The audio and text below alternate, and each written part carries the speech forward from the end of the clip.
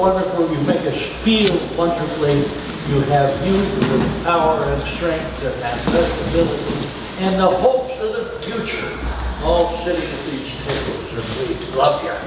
It's just been great to be a part of this for 48 years. This is the 48th year of this event. Named after Al's and my father. Al can tell you as much as I, including some things that he used to do. Well, that's his story. Anyhow, Dad was a great three-sport athlete. Many of you are selected because you're athletes beyond just a specialty. You have athletic prowess and skills in many areas. Dad was a three-sport athlete at the University of Wyoming and is in the Athletic Hall of Fame for that purpose. He was a look All-American in football, and he was All-Conference in basketball, and he was recruited by the Pacific Coast League teams in baseball. Al and I never came up to any of that, but we always admired it, and one sport was enough for each of us, I'll tell you. But Al, why don't you tell us the inspiration that was for you particularly and for me as well? Well, he was very firm with us. He cursed sometimes. Bless his soul. But no, I used to say, you know, he's sitting up in the stands and he'd holler, hustle, hustle, hustle, all the time. And finally, one night at dinner, I was off to play the Powell Panthers or the Grayable Buffaloes, where I met her. With the Grayable Buffaloes. She was not a buffalo, I'll tell you.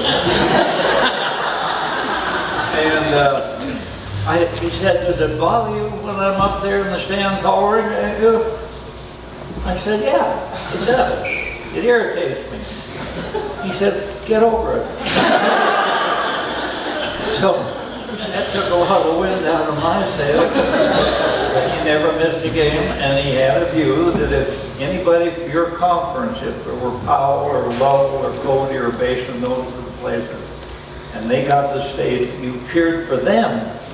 Didn't go down there to be against Powell. You said you were sport. He was a great sportsman, and he was not the greatest academician of our time. He said he didn't graduate cum laude, he graduated thank the Lord. Well, you just leave it to him that he had a great sense of humor, and he left that with us. And we married above ourselves. My wife Lynn would have enjoyed very much being here, could not make it. She was an athlete before there were athletics for young women.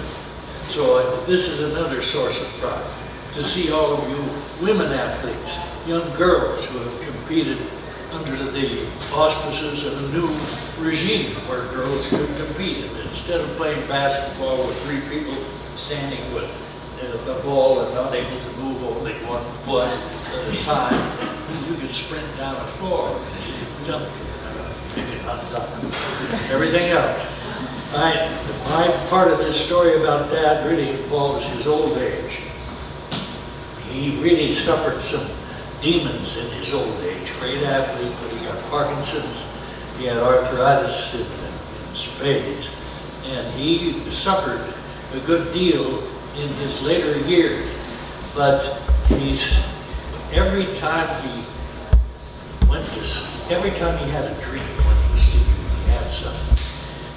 He had such a distinguished career. He had been kings and princes and presidents and vice presidents. He'd been in the U.S. Congress, in the Senate, and he knew all those folks, but he said he never dreamed about any of that. His dreams were he was running, playing ball, doing stuff athletically. That's the dream you all have, and that's the dream you represent. So we are proud of you, and we want to see you come up here and get what you deserve. when I graduated from law school and came back to Cody in '86, I spent a lot of time with my grandparents, and I would eat with them frequently. And Granddaddy was such a competitive fighter. I mean, that's how he dealt with Parkinson's for 30 years. Everything was a competition to see how much he could do, how many laps could he do on the walk, and he always sang songs and knew poetry and jokes, and that's how these guys became so damn funny from their father. One night I was sitting next to Granddad, and I was helping him eat, and he was a little foggy that night. He looked at me. He'd lost an eye to glaucoma, and he kind of looked at me and he said, "Do you have any tennis shoes?" I said, "I do. What do you need them for?" He said, "I got a fight tonight at the Cody Auditorium." I said, "Who are you fighting?" He said, "Ernie Goppert." And Ernie Goppert was kind of his nemesis lawyer here in Cody. But, he was going to fight right here in the Cody Auditorium, which he actually did. And one great story about Granddad that I always loved was he got a new suit. The first suit I think he ever had in Cody, how old was he? Maybe 14 years old. And he came downtown, in 1916 in Cody, and he sees his older brother in his suit riding a bucking bronc. So that had nothing to do with athletics. They had a big fight on They that. did have a big fight. But Granddad, he'd come to all my baseball games, all my games, and you could hear him, "Come on, boy! Come on, boy!" And he just, he played baseball until he was 50. Until my grandmother finally said, "Look, are you ever going to quit?" And the Milward Simpson field down here, he just loved every aspect of sports and competition. And I used to sit and watch the game of the week with him, the baseball game of the week. And that was the highlight. But I could ramble on. But congratulations to you all. It's really a great honor just being one of the 10 nominees and phenomenal athletes around the state of Wyoming and scholars. So congratulations to you all.